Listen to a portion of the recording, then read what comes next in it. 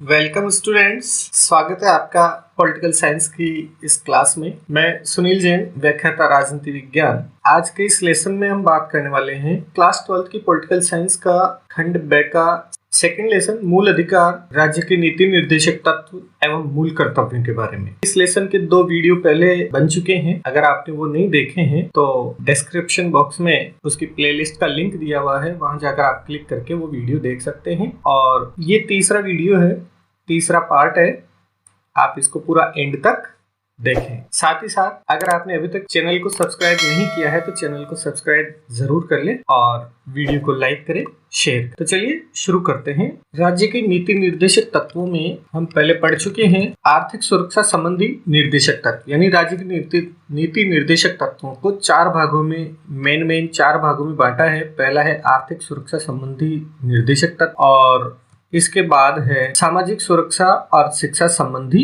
निर्देशक तत्व। चलिए आज की इस लेसन में शुरुआत करते हैं अपन सामाजिक सुरक्षा और शिक्षा संबंधी निर्देशक तत्व से। यानी राज्य के लिए कुछ ऐसी गाइडलाइंस तैयार की गई है जिसके अंतर्गत वो लोगों के सामाजिक शैक्षिक स्तर को ऊंचा उठाने की दृष्टि से भी संविधान में कुछ निर्देशक तत्वों का वर्णन किया गया है। जैसे पहला है अनुच्छेद 44 के अनुसार राज्य देश के सभी नागरिकों के लिए एक समान आचार संहिता बनाने का प्रयत्न करेगा। अर्थात देश के प्रत्येक नागरिक के लिए, सभी नागरिकों के लिए एक जैसी समान आचार संहिता, समान नियम कानून बनाने का वो प्रयास करेगा, किसी के साथ कोई भेदभाव नहीं करेगा। अनुच्छेद 45 के अनुसार राज्य संविधान लागू होने के 10 वर्ष के अंदर, यानी 14 वर्ष की आयु तक के जो बालक बालिका हैं उनके लिए निःशुल्क और अनिवार्य शिक्षा प्रदान करने की भी राज्य को व्यवस्था करनी होगी। ऐसा डायरेक्टिव प्रिंसिपल्स कहते हैं, ऐसा नीति निर्देशक तत्वों में प्रावधान किया गया है। और उसी के अनुरूप हमारे देश में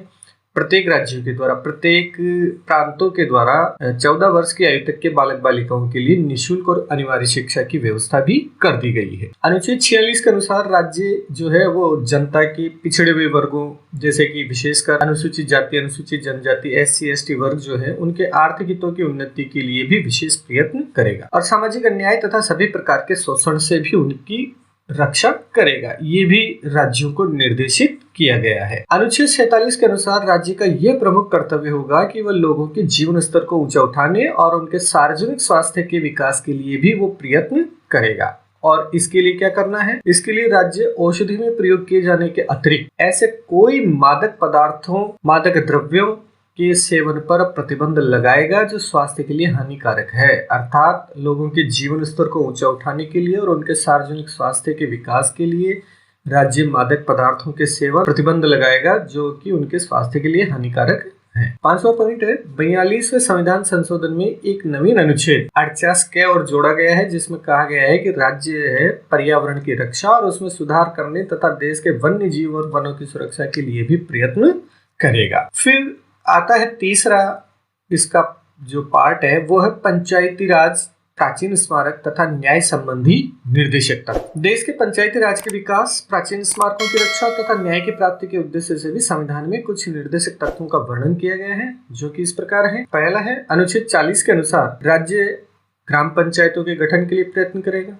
यानी नीति निर्देशक तत्वों में ऐसा निर्देशित किया गया है राज्य को कि वो प्रत्येक गांव में ग्राम पंचायतों के गठन के लिए प्रयास करेगा और उनके ऐसी शक्तियां तथा अधिकार प्रदान करेगा जिससे कि वे स्वायत्त शासन की और स्वायत्त शासन की इकाई के रूप में कार्य कर सके। यानी उनको केवल गठन ही नहीं करेगा बल्कि उनको ऐसी शक्तियां भी प्रदान करेगा, ऐसे अधिकार प्रदान करेगा जिससे कि वो एक स्वायत्त शासन की इकाई के रूप में कार्य कर सके। अनुच्छेद 49 में कहा गया है कि राज्य का ये दायित्व होगा कि वो प्रत्येक स्मारक अथवा स्थान, जो भी ऐतिहासिक स्थान है, स्मारक हैं, कलात्मक ऐतिहासिक रुचि की वस्तुएं हैं जिन्हें संसद ने राष्ट्रीय महत्व का घोषित कर दिया है, उनकी रक्षा करे और उन्हें नष्ट होने, कुरूप बनाने अथवा उनका निर्यात करने से रोकने का प्रयत्न करेगा। ऐसे कानून, ऐसे नियम बनाने के लिए राज्य को निर्देशित किया गया है। अनुच्छेद 50 में कहा गया है कि राज्य जो है वो न्यायपालिका को कार्यपालिका से पृथक करने का प्रयत्न करेगा। अर्थात न्यायपालिका को कार्यपालिका से बिल्कुल अलग रखेगा। इसका उद्देश्य न्यायपालिका की स्वतंत्रता को सुरक्षित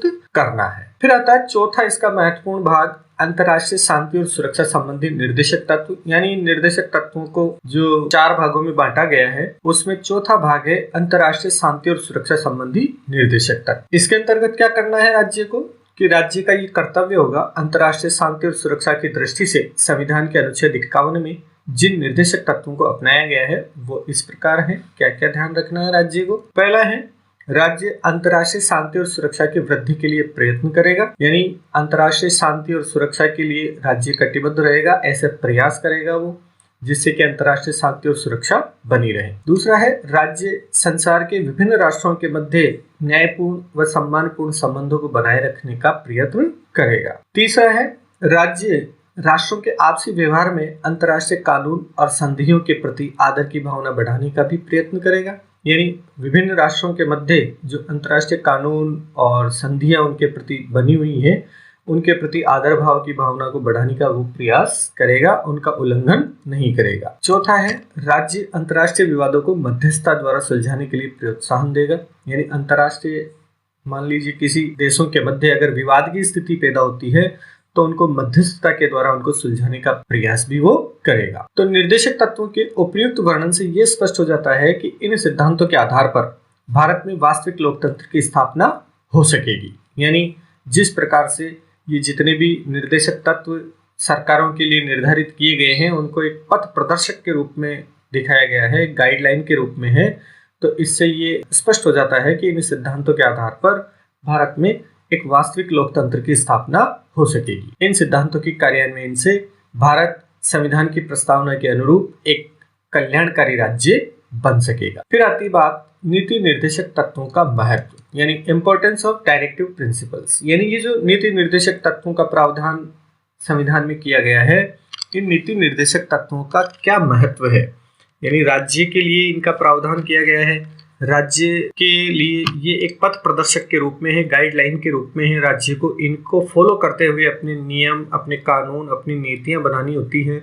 लेकिन इनका कितना महत्व है, आइए इन पर एक एक करके पॉइंट वाइज हम इन पर बात करते हैं। पहला है शासन के लिए आचार संहिता के रूप में, अर्थात ये जो निर्देशक तत्व हैं, यद्यपि इन निर्देशक तत्वों को न्यायालय द्वारा क्रियान्वित नहीं किया जा सकता है, अर्थात कोई राज्य इनको अगर लागू नहीं करता है तब भी आप न्यायालय में इनके खिलाफ वाद दायर नहीं कर सकते हैं, किंतु इनके पीछे जनमत की शक्ति होती है जो प्रजातंत्र का सबसे बड़ा न्यायालय है।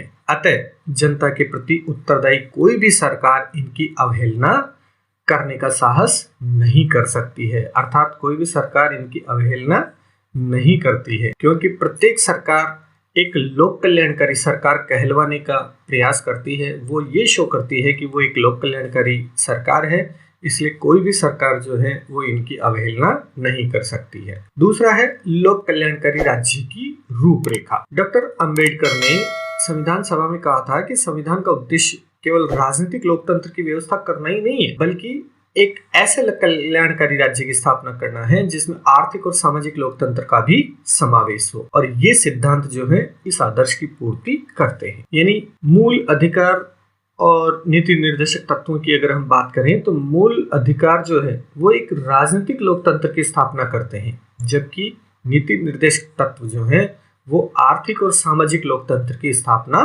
करते हैं। तो ये लोक कल्याणकारी राज्य की एक रूपरेखा के रूप में भी इनका महत्व सामने आता है। तीसरा है शासन के मूल्यांकन का आधार। नीति निर्देशक तत्व जनता द्वारा शासन की सफलता या असफलता जांचने के मानदंड है।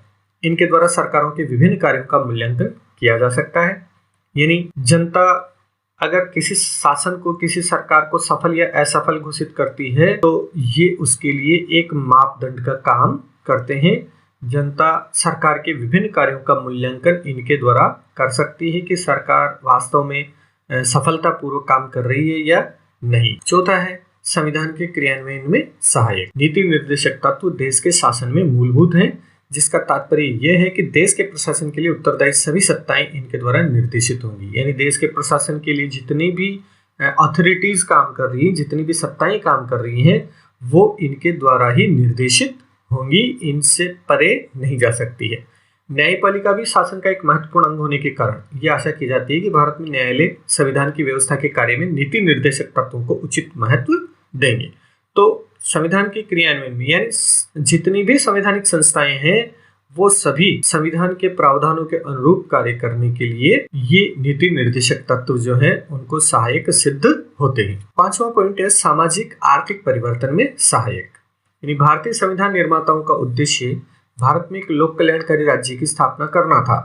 इस हेतु आर्थिक सुरक्षा और आर्थिक न्याय प्रदान करने हेतु राज्य के प्रत्येक स्त्री पुरुष को जीविका के साधन उपलब्ध कराना, संपत्ति का केंद्रीकरण रोकना, स्त्री बाल श्रमिकों को शोषण से सुरक्षा प्रदान करना आदि समता मूलक समाज स्थापना में सहायक सिद्ध हुए हैं। इसी तरह लोगों के जीवन स्तर सुधार हेतु चिकित्सा, शिक्षा, रोजगार उपलब्ध कराने में नीति निर्देशक तत्वों का महत्वपूर्ण योगदान रहा है। यानी एक लोक कल्याणकारी राज्य की स्थापना करने में इन नीति निर्देशक तत्वों का एक महत्वपूर्ण स्थान रहा है और इनका अपने आप में एक अलग ही महत्व है। आइए अब बात करते हैं हम कुछ ऐसे उदाहरणों की जो नीति निर्देशक तत्वों के क्रियान्वयन के रूप में सामने आए हैं। तो ऐसे कुछ महत्वपूर्ण उदाहरण हैं जिनमें पहला है भूमि सुधार। यानी आजादी से पहले बिफोर 1947 हमारे यहाँ पर जो है जमींदारी और जागीरदारी प्रथा प्रचलित थी और उसमें क्या था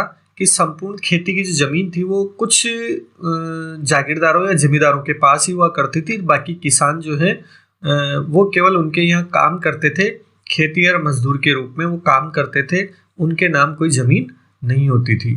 तो भूमि सुधार आंदोलन जो ये चला तो 1951 में भूमि सुधारों के अंतर्गत भूमि पर जोतने वाले का अधिकार लागू करने से, यानी जो उसकी जुताई कर रहा है, जो उस जमीन पर कृषि कार्य कर रहा है, जो फसल पैदा कर रहा है, उसी के नाम वो जमीन करने का अधिकार लागू करने से किसानों को सुरक्षा प्राप्त हो गई है।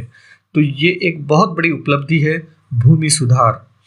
दूसरा है पंचायती राज और स्थानीय स्वशासन। नीति निर्देशक तत्वों में जब हमने पढ़ा था तो उसमें था कि राज्य जो है ग्राम पंचायतों की स्थापना करेगा और उन्हें स्वायत्त शासन की इकाइयों के रूप में देने की बात की गई थी। तो 2 अक्टूबर 1959 से पंचायत राज की व्यवस्था भी लागू कर दी गई। 1993 में 73वें संविधान संशोधन अधिनियम के आधार पर पंचायती राज को संवैधानिक दर्जा दिया गया और इसी तरह 74वें संविधान संशोधन में शहरी क्षेत्र में, ग्रामीण क्षेत्र में तो पंचायती राज की व्यवस्था जिसमें त्रिस्तरीय व्यवस्था की गई है। ग्राम स्तर पर ग्राम पंचायत, ब्लॉक स्तर पर खंड स्तर पर पंचायत समिति और जिला स्तर पर जिला परिषद की स्थापना, ये कहलाती है पंचायत राज की व्यवस्था। जबकि शहरी क्षेत्र में जो है वो स्थानीय स्वशासन की व्यवस्था को सुदृढ़ करने का प्रयास किया गया है, जिसके अंतर्गत नगर पालिका, नगर परिषद और नगर निगम ये त्रिस्तरीय व्यवस्था की गई। तीसरा पॉइंट है पंचवर्षीय योजनाएं। देश के आर्थिक विकास के लिए नियोजन की प्रक्रिया को अपनाया गया है। यानी देश का आर्थिक विकास कैसे हो इसके लिए एक नियोजन की प्रक्रिया को अपनाया गया है और इस आधार पर एक योजना आयोग का गठन कर आर्थिक विकास का ढांचा तैयार किया गया है। अब तक 11 पंचवर्षीय योजनाएं लागू की जा चुकी हैं और संभवतः ये 12वीं पंचवर्षीय योजना चल रही है। वर्तमान पंचवर्षीय योजना 1 अप्रैल ये 11वीं खत्म हो चुकी है और 12वीं पंचवर्षीय योजनाएं चालू है। इन योजनाओं में कृषि, जल संसाधन, पशु नस्ल सुधार, ऊर्जा, उद्योग, परिवहन, श्रम, आवास, सुरक्षा, वैज्ञानिक अनुसंधान, शिक्षा आदि के संबंध में विभिन्न कार्यक्रम तैयार कर क्रियान्वयन निरंतर जारी है। अर्थात इन सभी पॉइंट्स पर ऊर्जा, उद्योग, परिवहन, श्रम, आवास, इन सभी पॉइंट्स पर विभिन्न तरह की योजनाएं बनाई जाती हैं योजना आयोग के द्वारा और उन्हें समय समय पर लागू किया जाता है। चौथा है कमजोर वर्गों का कल्याण। अनुसूचित जातियों, अनुसूचित जनजातियों और पिछड़े वर्ग के जीवन स्तर को ऊंचा उठाने के लिए संविधान और शासन में विशेष प्रावधान किए गए हैं। प्रतिनिधि संस्थाओं में इनके लिए आरक्षण की अवधि 95वें संवैधानिक संशोधन द्वारा 25 जनवरी 2020 तक के लिए बढ़ा दी गई है और उसके बाद ये और बढ़ा दी गई है 2030 तक ये बढ़ा दी गई है। अस्पृश्यता निवारण के लिए कठोर कानून बनाए गए हैं। इनके शैक्षिक स्तर उन्नयन के लिए निःशुल्क शिक्षा, छात्रवृत्तियां आदि की व्यवस्थाएं भी की गई हैं। 65वें संविधान संशोधन अधिनियम के आधार पर 7 सदस्यीय अनुसूचित जाति और जनजाति आयोग की स्थापना कर उसे एक संवैधानिक दर्जा भी प्रदान किया गया है। ये आयोग इस वर्ग के शोषण संबंधी घटनाओं की जांच कर सकेगा। महिला सशक्तिकरण के लिए क्या किया? महिला सशक्तिकरण के लिए 73वें और 74वें संविधान संशोधन के द्वारा पंचायती राज संस्थाओं और शहरी क्षेत्र की स्थानीय स्वशासन संस्थाओं में महिलाओं के लिए 30% स्थान भी आरक्षित किए गए हैं। तो कमजोर वर्गों के कल्याण के लिए भी ये महत्वपूर्ण साबित हुए हैं। तो और ये जो इनका क्रियान्वयन हुआ है वो भी देखने को मिलता है कि कमजोर वर्गों के कल्याण के लिए इन नीति निर्देशक तत्वों के अनुरूप ही कुछ कार्य किए गए हैं, जिसमें अस्पृश्यता निवारण के लिए कठोर कानून बनाया गया है, अनुसूचित जाति और जनजाति आयोग की स्थापना की गई है, उसे संवैधानिक दर्जा भी प्रदान किया गया है। महिला सशक्तिकरण के लिए 73वें और 74वें संविधान संशोधन के द्वारा उन्हें 30% स्थान भी उन्हें आरक्षित किए गए हैं। फिर आता है सामाजिक सुरक्षा। नागरिकों के सामाजिक उत्थान के लिए यानी नीति निर्देशक तत्वों के द्वारा और क्या क्रियान्वयन किया गया सामाजिक सुरक्षा के क्षेत्र में, जैसे सामाजिक उत्थान के लिए वृद्धावस्था पेंशन योजना है, स्वास्थ्य बीमा योजना है, महात्मा गांधी राष्ट्रीय ग्रामीण रोजगार गारंटी जो कि मनरेगा के नाम से हर गांव-गांव में प्रचलित है, रोजगार उपलब्ध करा रही है। तो 2005 आदि कार्यक्रम राष्ट्रीय स्तर पर संचालित किए जा रहे हैं। तो ये सामाजिक सुरक्षा के कार्य भी इन नीति निर्देशक तत्वों के परिणाम स्वरूप ही लागू किए गए हैं। फिर आता है छठा पॉइंट, बड़े उद्योगों का राष्ट्रीयकरण।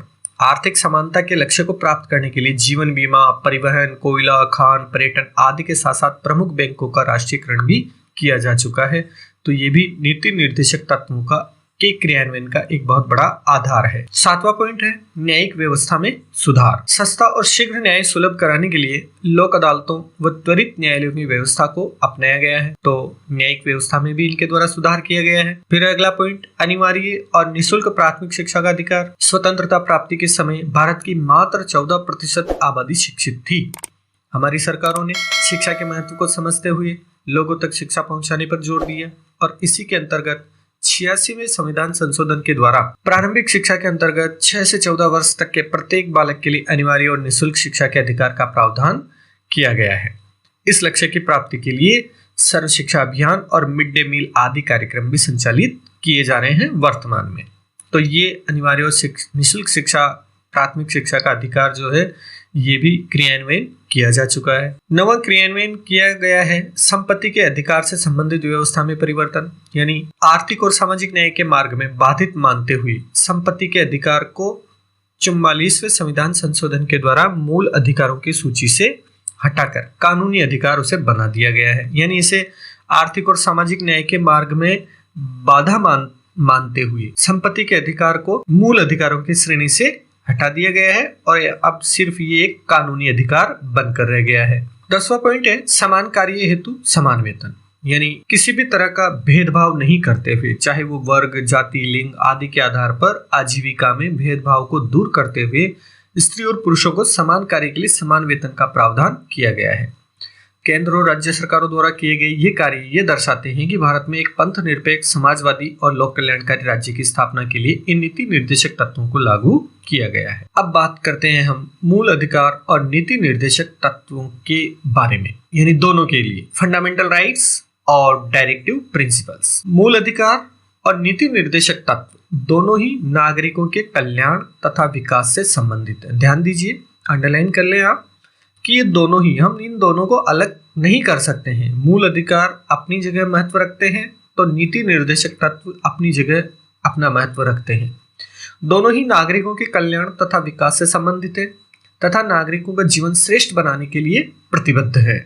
फिर भी दोनों में अंतर है, यानी दोनों जो है वो नागरिकों के जीवन को श्रेष्ठ बनाने के लिए प्रतिबद्ध हैं, लेकिन फिर भी दोनों में कुछ अंतर है। आइए हम बात करते हैं इन अंतर पर।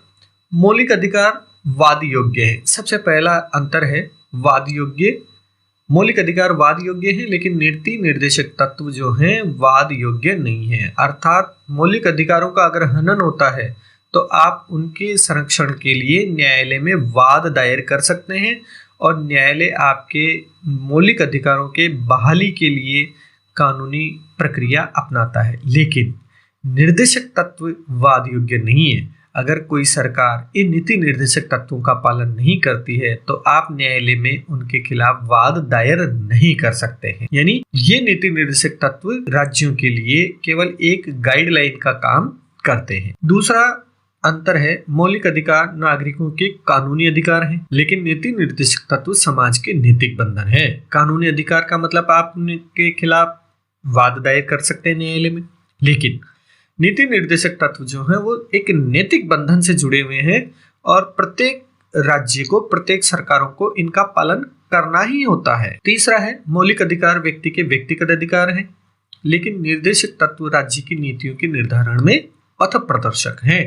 मौलिक अधिकार क्या है? व्यक्ति के व्यक्तिगत है, यानी ये सबके सामूहिक नहीं है, व्यक्तिगत अधिकार है, लेकिन निर्देशक तत्व जो है वो राज्य की नीतियों के निर्धारण में सबके लिए, सबके सामूहिक रूप से नीतियों के निर्धारण के लिए पथ प्रदर्शक का कार्य करते हैं। चौथा है, मौलिक अधिकार राजनीतिक लोकतंत्र के प्रतीक हैं, लेकिन निर्देशक तत्व सामाजिक और आर्थिक लोकतंत्र के प्रतीक हैं। अर्थात मौलिक अधिकारों की व्यवस्था करके संविधान में केवल राजनीतिक लोकतंत्र की स्थापना की गई है, जबकि नीति निर्देशक तत्वों का प्रावधान करके और एक सामाजिक और आर्थिक लोकतंत्र की भी स्थापना की गई है। अर्थात यूं कहें हम कि सच्चे मायने में एक कल्याणकारी राज्य की स्थापना करने का प्रयास किया गया है। अब बात करते हैं मूल अधिकारों और राज्य के नीति निर्देशक तत्वों में संबंध, यानी relations between fundamental rights and directive principles. इन दोनों के बीच में क्या संबंध है?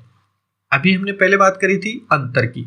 4 अंतर हमने विशेष रूप से पढ़े थे, वाद योग्य है और वाद योग्य नहीं है। एक कानूनी अधिकार है, एक नैतिक बंधन है, एक व्यक्तिगत अधिकार और दूसरा पथ प्रदर्शक है। एक राजनीतिक लोकतंत्र की स्थापना करता है, जबकि दूसरा सामाजिक और आर्थिक लोकतंत्र की स्थापना करता है। और अब बात करते हैं अपन मूल अधिकारों और राज्य के नीति निर्देशक तत्वों में संबंध, यानी इनके बीच में क्या रिलेशन है। संविधान के भाग 3 में मूल अधिकार, ध्यान दीजिए, अंडरलाइन कर लीजिए, भाग 3 में मूल अधिकार और भाग 4 में राज्य के नीति निर्देशक तत्व वर्णित है। संविधान निर्माताओं ने इन दोनों भागों को एक दूसरे का पूरक माना है। ये सम्मिलित रूप से कल्याणकारी लोकतांत्रिक राज्य के निर्माण की योजना प्रस्तुत करते हैं। न्यायाधीश गजेंद्र गढ़कर का मत था कि दोनों भागों में यदि गतिरोध हो तो न्यायालय को ऐसी व्यवस्था करनी चाहिए जिससे दोनों में सामंजस्य स्थापित हो जाए। सन 1967 में गोलकनाथ वाले मामले में न्यायपालिका ने अधिकारों को सर्वोच्च एवं संसद द्वारा असंशोधनीय घोषित कर दिया था। यानी 1967 में एक वाद दायर किया गया था, गोलकनाथ मामला जिसको कहते हैं, उसमें सर्वोच्च एवं संसद द्वारा असंशोधनीय घोषित कर दिया था। न्यायपालिका ने अधिकारों को क्या कर दिया था, सबसे सर्वोच्च, और संसद के द्वारा उनमें संशोधन नहीं किया जा सकता था। लेकिन सन 1973 में केशवानंद भारती वाले वाद में सर्वोच्च न्यायालय द्वारा यह घोषित किया गया है कि संसद द्वारा संविधान के किसी भी भाग में परिवर्तन या संशोधन तो किया जा सकता है, यानी संसद प्रत्येक भाग में संशोधन कर सकती है, किंतु संविधान के मूल ढांचे में कोई परिवर्तन नहीं किया जा सकता है। 42वें संविधान संशोधन द्वारा नीति निर्देशक तत्वों को मूल अधिकारों पर वरीयता दी गई थी। यानी 42वां संविधान संशोधन जब किया गया तो नीति निर्देशक तत्वों को मूल अधिकारों से भी ज्यादा वरीयता दी गई थी, किंतु बाद में मिनोरा मिल्स मामले में उच्चतम न्यायालय ने मूल अधिकारों पर नीति निर्देशक तत्वों की सर्वोच्चता को समाप्त कर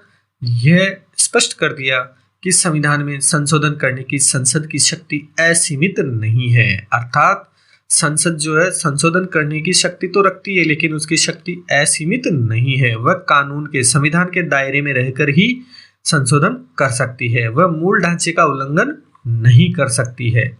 वर्तमान में न्यायपालिका द्वारा मूल अधिकारों की व्याख्या नीति निर्देशक तत्वों के संदर्भ में की जा रही है, क्योंकि मूल अधिकार एवं नीति निर्देशक तत्व एक दूसरे के विरोधी नहीं बल्कि पूरक हैं। और चलिए अब बात करते हैं इस लेसन का लास्ट पॉइंट, मूल कर्तव्य, फंडामेंटल ड्यूटीज। फंडामेंटल राइट्स के हमने बात कर ली, डायरेक्टिव प्रिंसिपल्स के बारे में हमने बात कर ली, और अब हम बात करते हैं फंडामेंटल ड्यूटीज, मूल कर्तव्यों के बारे में। मूल अधिकार और कर्तव्यों में विशिष्ट संबंध है। अधिकार व कर्तव्य एक दूसरे के पूरक है। एक व्यक्ति के कर्तव्य दूसरे व्यक्ति के अधिकार बन जाते हैं, यानी मैं अपने कर्तव्य का पालन करूंगा तभी सामने वाले अपने अधिकारों का उपभोग कर पाएगा। अतः कर्तव्यों के अनुपस्थिति में अधिकारों की कल्पना ही संभव नहीं है। संविधान में 1950 में भारतीय नागरिकों के लिए सिर्फ मूल अधिकारों का ही उल्लेख किया गया था, मूल कर्तव्यों का नहीं किया गया था। 1950 में जब संविधान का निर्माण होकर कंप्लीट हुआ था तो उस समय केवल मूल अधिकारों का ही इसमें प्रावधान किया गया था, मूल कर्तव्यों का नहीं था। लेकिन 1976 में 42वें संविधान संशोधन करते हुए, अंडरलाइन कर लें आप, 1976 में 42वें संविधान संशोधन के द्वारा यह अनुभव किया गया कि नागरिकों के मूल कर्तव्यों का उल्लेख किया जाना भी आवश्यक है। अतः संविधान के भाग 4 क में, अंडरलाइन कर लें इसे भी, कब किया गया था? 1976 में 42वें संविधान संशोधन के द्वारा मूल कर्तव्यों को जोड़ा गया। कहाँ जोड़ा गया? भाग 4 क में 10 कर्तव्यों को जोड़ा गया है, जिसमें यह उल्लेख किया गया है कि भारत के प्रत्येक नागरिक का यह कर्तव्य होगा कि वह, अब क्या क्या कर्तव्य होगा, ये 10 कर्तव्यों के बारे में हम बात करते हैं। पहला है संविधान का पालन करें, कि प्रत्येक नागरिक संविधान का पालन करे तथा उसके आदर्शों, संस्थाओं और राष्ट्रध्वज, राष्ट्रगान का आदर करे। यानी जितनी भी संवैधानिक प्रतीक है, आदर्श हैं, संस्थाएं हैं, राष्ट्रध्वज, राष्ट्रगान, इन सब का वो आदर करे। दूसरा है स्वतंत्रता के लिए हमारे राष्ट्रीय आंदोलन को प्रेरित करने वाले उच्च आदर्शों को हृदय में संजोए रखे और उनका पालन करे। यानी स्वतंत्रता के लिए हमारे जितने भी राष्ट्रीय आंदोलन हुए, उन आंदोलनों को प्रेरित करने वाले जितने भी उच्च आदर्श हैं या व्यक्तित्व हैं, उनको हृदय में संजोए रखे और उनका पालन करे। तीसरा है भारत की प्रभुता, एकता और अखंडता को अक्षुण्ण रखे। यानी ऐसा कोई कार्य नहीं करे जिससे कि भारत की प्रभुता, एकता और अखंडता को किसी प्रकार की हानि हो। चौथा है देश की रक्षा करे और आह्वान किए जाने पर राष्ट्र की सेवा करे। मान लीजिए देश की रक्षा करने का दायित्व वैसे तो सैनिकों का है, लेकिन यदि आवश्यकता पड़े तो आह्वान किए जाने पर राष्ट्र की सेवा के लिए हर प्रकार से वो तैयार रहे। भारत के सभी लोगों में समरसता और समान भ्रातृत्व की भावना का निर्माण करे, जो धर्म, भाषा, प्रदेश या वर्ग पर आधारित भेदभाव से परे हो। यानी देश में समरसता और समान भ्रातृत्व की भावना का वो निर्माण करे। ऐसा कोई कार्य नहीं करे जिससे कि देश में किसी प्रकार की भेदभाव की स्थिति पैदा हो या किसी प्रकार की दंगे की, किसी प्रकार की और अव्यवस्था उत्पन्न हो। ऐसी प्रथाओं का त्याग करे जो स्त्रियों के सम्मान के विरुद्ध हो। छठा है हमारी समन्वित संस्कृति की गौरवशाली परंपरा का महत्व समझे। यानी हमारी जो भारतीय संस्कृति है वो एक मिश्रित संस्कृति है, समन्वित संस्कृति है, जहाँ पर हम हिंदू, मुस्लिम, सिख, ईसाई सभी व्यक्ति बहुत ही प्रेम से हम रहते हैं। तो इस समन्वित संस्कृति की गौरवशाली परंपरा का महत्व समझे और उसका परिरक्षण करे। परिरक्षण यानी उसकी रक्षा करे। प्राकृतिक पर्यावरण की, जिसके अंतर्गत वन, झील, नदी, वन्य जीव हैं, इन सब की रक्षा करे और उनका संवर्धन करे तथा प्राणी मात्र के प्रति दया भाव रखे। ये भी इससे अपेक्षा की गई है भारत के प्रत्येक नागरिकों से। तो ये मूल कर्तव्य है उसका कि वो प्रकृति का संरक्षण करे और वन्य जीव वगैरह इनकी जो है रक्षा करे और उनका संवर्धन करे। प्रत्येक प्राणी मात्र के प्रति वो दया भाव रखे। आठवां है वैज्ञानिक दृष्टिकोण रखे। वो ऐसा नहीं कि वो अपनी सोच को संकुचित बनाकर रखे, बिल्कुल विकासवादी उसकी सोच नहीं हो। तो वैज्ञानिक दृष्टिकोण, मानववाद और ज्ञानार्जन तथा सुधार की भावना का वो विकास करे। सार्वजनिक संपत्ति को सुरक्षित रखे और हिंसा से दूर रहे। सार्वजनिक संपत्ति जो भी है, जितनी भी सार्वजनिक संपत्ति हैं, विद्यालय है, अस्पताल है, जितनी भी गवर्नमेंट की बिल्डिंग्स है, सार्वजनिक संपत्ति हैं, उनकी वो रक्षा करे, उनको सुरक्षित रखे, किसी प्रकार की तोड़फोड़ नहीं करे, उन्हें किसी तरह की हानि नहीं पहुंचाए और हिंसा से वो दूर रहे। व्यक्तिगत और सामूहिक गतिविधियों के सभी क्षेत्र में उत्कर्ष की ओर बढ़ने का सतत प्रयास करे, जिससे राष्ट्र निरंतर बढ़ते हुए प्रगति और उत्कर्ष की नई ऊंचाइयों को छू ले। यानी व्यक्तिगत खुद का भी विकास करे, व्यक्तिगत और सामूहिक गतिविधियों के सभी क्षेत्र में, यानी व्यक्तिगत रूप से भी और सामूहिक रूप से भी सभी क्षेत्र में वो आगे बढ़ने के लिए हमेशा प्रयासरत रहे। क्योंकि व्यक्ति का विकास होगा, समाज का विकास होगा, समाज का विकास होगा, देश का विकास होगा। तो जिससे राष्ट्र जो है वो निरंतर बढ़ते हुए प्रगति और उत्कर्ष की नई ऊंचाइयों को वो छू ले। 86वें संवैधानिक संशोधन 2002 के आधार पर अनुच्छेद 51 क को संशोधित करते हुए ये 10 जो मूल कर्तव्य हैं, ये 1976 में ये जोड़े गए थे 42वें संविधान संशोधन के द्वारा। और ये 11वां जो मूल कर्तव्य है ये 86वें संवैधानिक संशोधन जो कि 2002 में किया गया था, उसके आधार पर ये जोड़ा गया है अनुच्छेद 51 क में। 11वां मूल कर्तव्य जोड़ा गया है और उसके अनुसार क्या है कि माता पिता या संरक्षक का कर्तव्य होगा कि वो 6 से 14 वर्ष के अपने बच्चों को शिक्षा के लिए अवसर प्रदान करे। यानी 6 से 14 वर्ष के बच्चों को शिक्षा दिलवाने का कर्तव्य अपने माता पिता का भी होगा। ये कर्तव्य के रूप में भी निर्धारित कर दिया गया है। और आइए अब अंत में हम बात करते हैं मूल कर्तव्यों की आलोचना, यानी क्रिटिसिज्म ऑफ फंडामेंटल ड्यूटीज। इन मूल कर्तव्यों की आलोचना किस आधार पर की गई है? सबसे पहला पॉइंट है कर्तव्यों के उल्लंघन पर दंड की व्यवस्था नहीं की गई है। जैसे मूल अधिकारों के हनन पर हम वाद दायर कर सकते हैं न्यायालय में और अपने अधिकारों के संरक्षण के लिए हम कानूनी संरक्षण प्राप्त कर सकते हैं, लेकिन कर्तव्यों का अगर कोई उल्लंघन करता है तो उसके लिए कोई दंड की व्यवस्था नहीं की गई है। मूल कर्तव्यों के उल्लंघन पर हमारे संविधान में किसी तरह की कोई दंड की व्यवस्था नहीं की गई है। इससे इनकी पालना भी भली भांति नहीं हो पा रही है। दूसरा है अत्यधिक आदर्शवादी, यानी मूल कर्तव्य अत्यधिक आदर्शवादी विचारों से प्रेरित है। जैसे राष्ट्रीय आदर्शों की पालना, देश की समन्वित संस्कृति और गौरवशाली परंपरा की रक्षा करना, वैज्ञानिक दृष्टिकोण, मानववाद, ऐसे ही ये आदर्श हैं जो प्राय व्यवहार में काम नहीं लिए जा रहे हैं। ये सर्वमान्य तथ्य है कि कर्तव्यों की पालना किए बिना अधिकारों का उपयोग संभव नहीं है। यानी ये बिल्कुल सर्वमान्य तथ्य है कि कर्तव्यों की पालना किए बिना अधिकारों का उपयोग संभव नहीं है, क्योंकि अगर हम अपने कर्तव्यों का पालन नहीं करेंगे तो दूसरा व्यक्ति अधिकारों का उपभोग कैसे कर पाएगा। ये हमारे नागरिकों के लिए आदर्श के रूप में जोड़े गए हैं। ये राष्ट्रहित व राष्ट्र प्रेम की भावना जागृत करने वाले हैं। संविधान में इनको सम्मिलित करने के पीछे कोई राजनीतिक या दलगत भावना नहीं थी। ऐसा माना जा रहा है कि नागरिक चेतना के विकास के साथ साथ नागरिक भविष्य में इन कर्तव्यों को धीरे धीरे पालन करने में अभ्यस्त हो जाएंगे। प्रत्येक नागरिक द्वारा इन कर्तव्यों का पालन करना सर्वोच्च धर्म समझा जाना चाहिए। तो हमें निसंकोच रूप से इन कर्तव्यों का निश्चित रूप से पालन करना चाहिए। और ये पाठ समाप्त हो चुका है। और अब आप क्या करना है, अपनी कॉपी में इस वीडियो के नीचे डिस्क्रिप्शन बॉक्स में मेरे द्वारा बनाए गए नोट्स जो है उसका भी लिंक दिया गया है। आप उस लिंक को क्लिक करके उन नोट्स को डाउनलोड कर सकते हैं, पढ़ सकते हैं, उनका प्रिंट भी निकाल सकते हैं। इसी के साथ इस लेसन की जो पीडीएफ है, यानी ये जो लेसन टेक्स्ट में है, ये उसका भी लिंक डिस्क्रिप्शन बॉक्स में दिया गया है। आप वहां से उसको क्लिक करके डाउनलोड कर सकते हैं और पढ़ सकते हैं। वैसे अब लगभग सभी के पास बुक्स पहुंच चुकी होगी। सभी स्टूडेंट्स, चाहे वो रेगुलर हो, प्राइवेट हो, सभी ने बुक्स अरेंज कर ली होगी। अगर फिर भी किसी के पास बुक्स अवेलेबल नहीं है तो इस वीडियो के द्वारा भी आप पढ़ सकते हैं। नीचे उसका लिंक दिया है, वहां से भी आप डाउनलोड कर सकते हैं। और उसके बाद आपको इन क्वेश्चन आंसर्स को कॉपी में करना है। टाइम से आप इन क्वेश्चन आंसर्स को करते रहें और अपना पढ़ाई जो है वो जारी रखें। इसी के साथ आज का ये वीडियो समाप्त करते हैं। और लास्ट में आपसे एक रिक्वेस्ट, अभी तक आपने इस चैनल को सब्सक्राइब नहीं किया है तो चैनल को सब्सक्राइब कर ले, वीडियो को लाइक करें, शेयर करें और अच्छे कमेंट्स करें।